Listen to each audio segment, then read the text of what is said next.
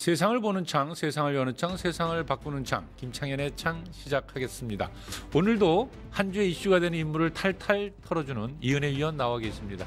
어서 오십시오. 네, 안녕하세요. 이은혜입니다. 우리의 눈과 귀를 사로잡는 국민 밉상들 아주 찾고 찾아서 네. 탈곡기에 넣어 탈탈 털어드리는 인물 탈곡기 시간입니다. 오늘의 반갑습니다. 주인공은 누구시죠? 네, 오늘 국민의힘에 예. 당대표급 평당원이 한 명 있습니다. 직업은 유튜버고요. 감이 팍 옵니다. 바로 옵니까?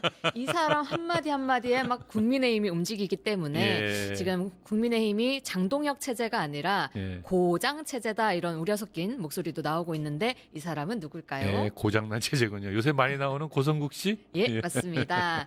국민의힘이 일개 유튜버에 의해서 좌지우지되는 한심한 모습을 우리가 지켜보고 있는데요. 그 논란의 중심 고성국 씨 오늘 한번 털어보려고 합니다. 예.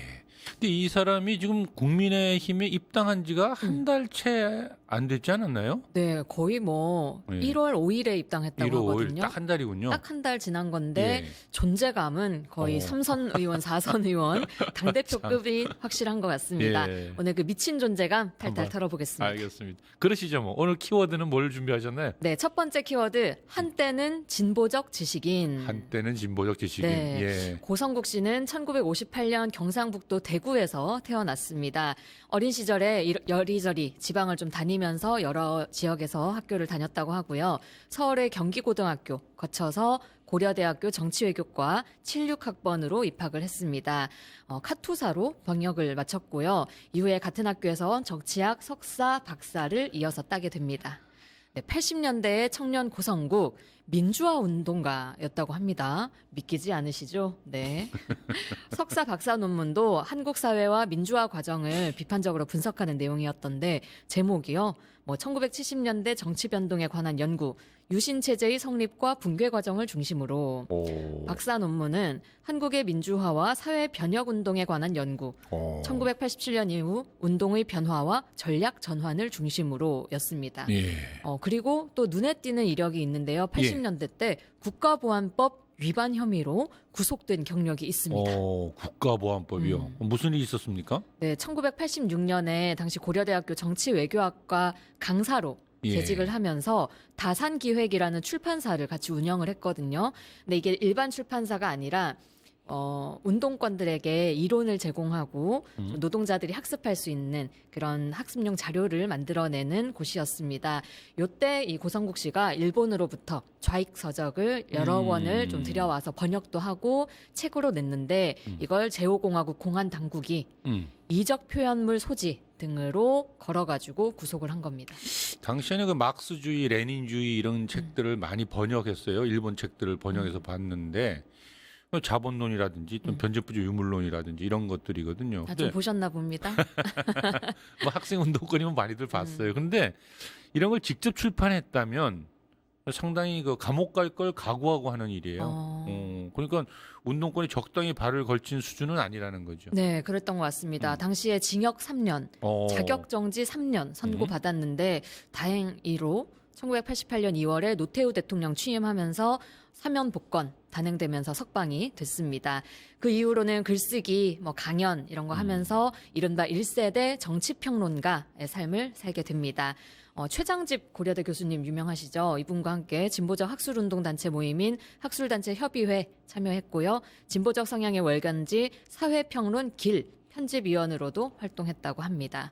당시에 토론회 발제문이나 언론 기고들 많이 있는데요. 주로 민주화 이후의 권력 지형이 어떻게 변했는지, 정치 지형이 어떻게 변화했는지, 그리고 독자적인 진보 정당 어떻게 건설할 것인지, 또 정권 교체는 어떤 전략으로 해야 되냐 이런 것들을 많이 논했더라고요.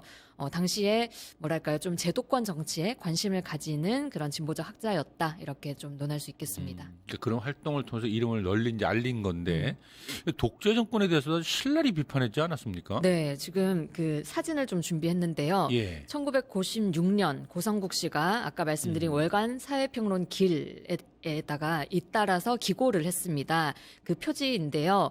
대특집 월간 조선의 오만이 역사를 망친다라는 제목의 시리즈 기고였습니다. 이 글을 보면요. 와, 진짜 결기가 막 느껴지는 핏발 어린 민주화 투사의 글이다 싶은데요. 네. 좀 한 대목을 찾아 읽어보겠습니다. 친일파 청산을 미루어 민족 정기를 말살하고 장기 집권을 위해 전쟁 중 피난 수도에 군인을 끌어들여 정치 파동을 일으킨 이승만을 과연 국력과 국부에 치중한 대통령이라 할 수 있는가? 이야. 구구절절이 오르네요. 선거 때마다 지역 감정을 유발시켜 예. 망국적인 지역 분열과 국론 분열을 조장한 박정희를 예. 국력에 치중한 대통령이라 할 수 있겠나?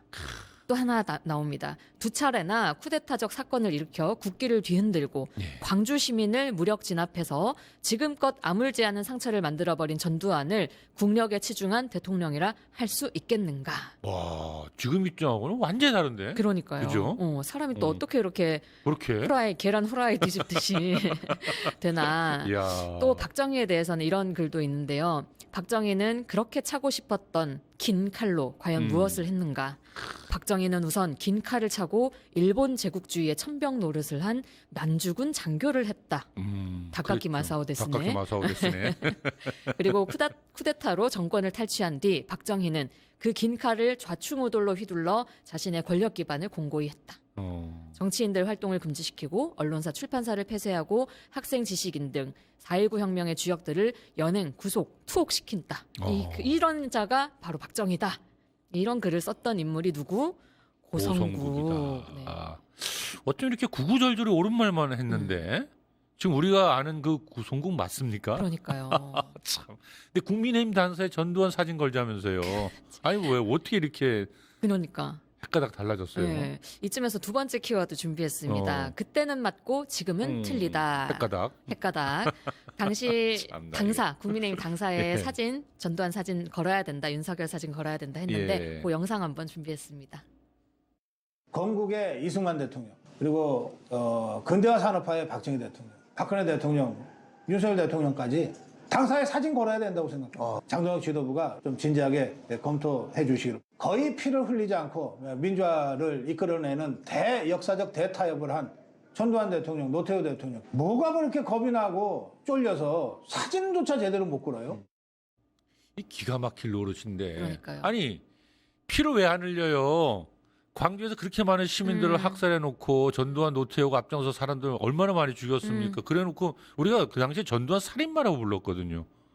근데 지금 전두환, 노태우가 피를 흘리지 않고 민주화를 이끌어내는 뭐 대타협을 영웅처럼. 했다라는 사람이라니까 이게 뭐 같은 사람 맞나 할 정도로 그러니까요. 어리둥절해지는데요. 저는 좀 과한 표현일지 모르겠지만 맛이 가도 곱게 가야 된다. 그런 생각이 좀 들더라고요. 그러니까요. 젊을 때는 민주화의 편에서 진보적 섰다가. 시각으로 세상을 바라보던 사람이 어쩌다가 이렇게 변화했을까. 그러니까요. 여기서 또 뉴라이트 얘기를 좀 해야 되는데요. 때는 1995년 광복 50주년을 맞았던 시기였습니다. 김일성 주석 사망 이듬해였고요. 네. 그 당시에 많은 국민이 조선총독부 건물 철거하는 거, 그리고 남산의 외국인 아파트 철거 등 김영삼 정권이 추진하는 역사 바로 세우기에 지지를 한창 보내던 때였습니다.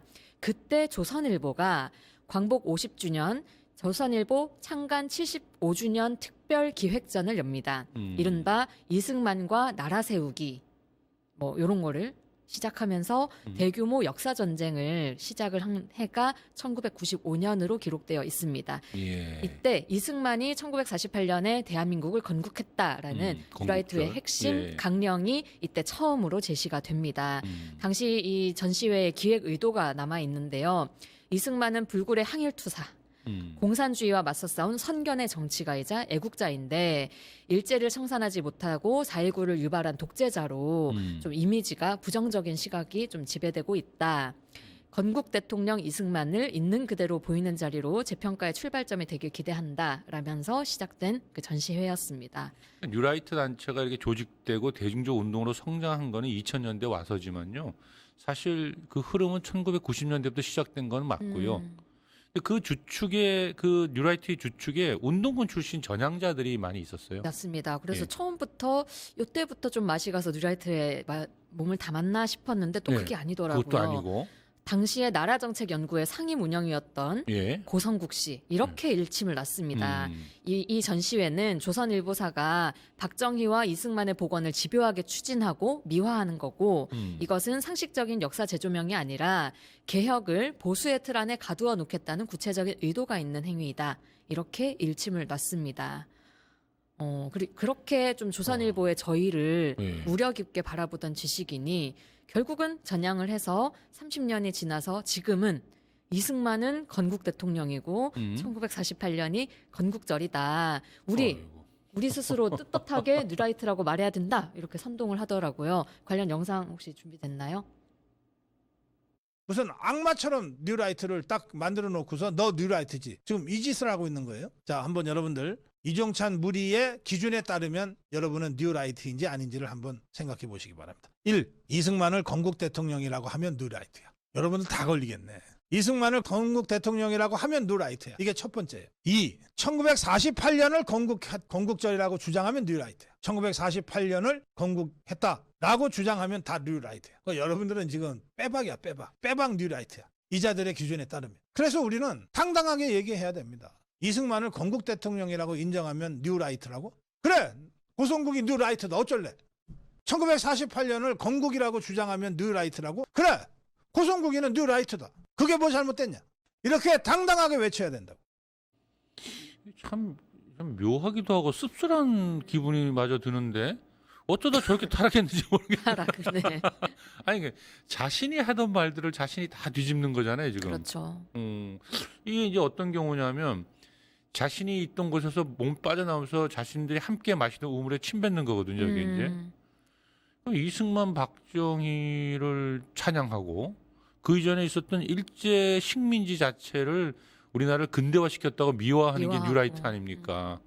약간 제 정상이 아니죠. 네. 정상이 아닌데 왜다가 저렇게 맛이 갔을까 싶은데 아무튼 뭐 다음 키워드 넘어가죠. 네, 다음 키워드 네. 좀 씁쓸함을 뒤로 하고 잘 나가는 방송 진행자. 아 이제는 입니다. 이제 저 최근의 모습으로 돌아왔군요. 네. 원래 TV 시사 프로그램을 많이 진행을 했더라고요. 예.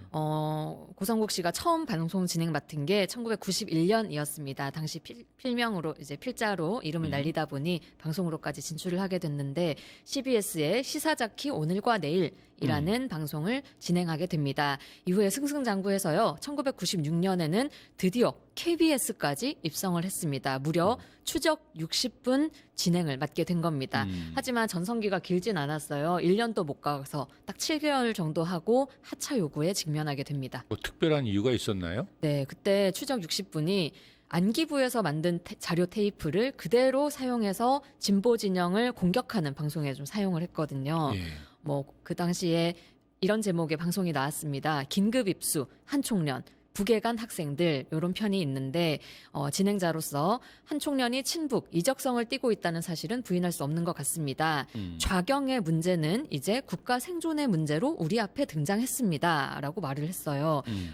그래도 진보 진영의 필진으로서 민주화 운동을 하던 그 사람이 자신의 후배들인 한 총련을 이적단체로 그때 김영삼 정권이 몰아갔었잖아요. 예. 그 의도에 따라서 학생들이 좌익용공처럼 표현을 한 겁니다. TV에서 그렇죠. 예. 버젓이.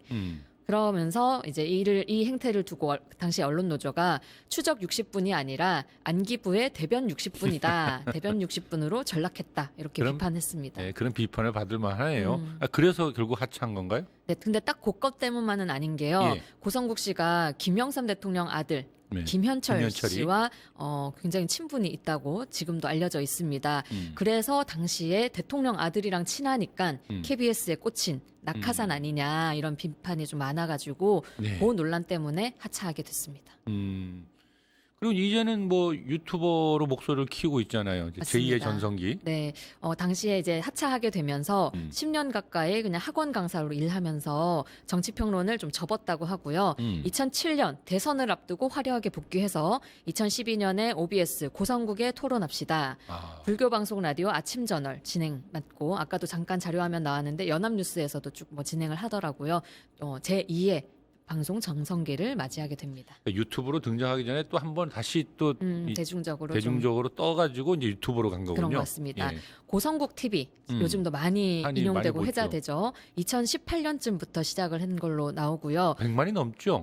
구독자가 134만 명입니다. 대형 스피커죠. 그렇네요. 그 스피커에서 무슨 말들이 나오냐, 이게 말이냐 막걸리냐 똥이냐 하고 싶은데 윤석열 불법 계엄을 두고 네. 처음부터 끝까지 다 합법적으로 이루어진 건데 아이. 왜 내란죄라고 하냐, 다 죽든지 아니면 목숨 걸고 대통령 탄핵을 막든지 해야 된다, 이런 선동을 하면서 내란을 적극 옹호하기도 하고 부정선거 의혹을 주장하기도 하고 이제는 국민의힘에 온갖 지령을 넣는 헤드쿼터 역할까지 이 고성국 TV를 통해서 하고 있는 상황입니다.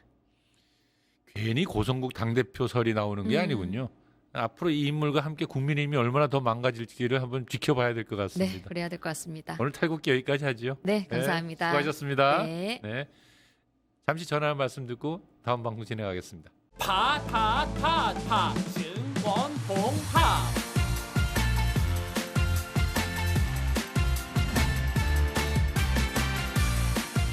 이제 저녁 8시 30분 퇴근 후 퀴즈 한판 혼자 하지 마세요, 같이 해요. 매일 저녁 8시 30분 많은 참여 바랍니다.